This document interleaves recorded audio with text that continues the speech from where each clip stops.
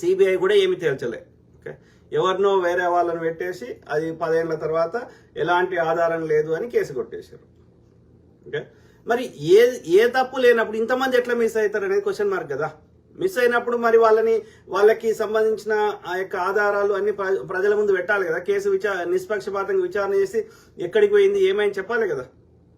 అదే temple authority ఏమంటారు, మా టెంపుల్కి చెడ్డ పేరు తేవడానికి కుట్ర చేస్తున్నారు, ఇది మంజునాథుని దేవాలయము, అక్కడ కమిటీ వేసి విచారణ ఆదేశించింది చేస్తే ఆ కమిటీకి అక్కడ ఉండే వాళ్ళు చెప్పేది, టెంపుల్ యాజమాన్యం చెప్పేది ఏంటంటే ఇక్కడ వచ్చిన వాళ్ళు శివుని కోసము వాళ్ళు సమస్యలతో వస్తారు, వచ్చినప్పుడు వాళ్ళు శివుని కోసము వాళ్ళ యొక్క ప్రాణత్యాగం చేస్తారు, ఆత్మహత్య చేసుకునే అవకాశం ఉంది. ఓకే, కాబట్టి మాకు తెలియదు అని తప్పించుకునే ప్రయత్నం చేశారు. ఓకే, సో ఆ విధంగా ఎన్ని కమిటీలు వేసినా ఏమేసినా వాళ్ళకున్న ఇన్ఫ్లుయెన్స్ వాడుకొని అక్కడ ఉన్నటువంటి టెంపుల్ యాజమాన్యం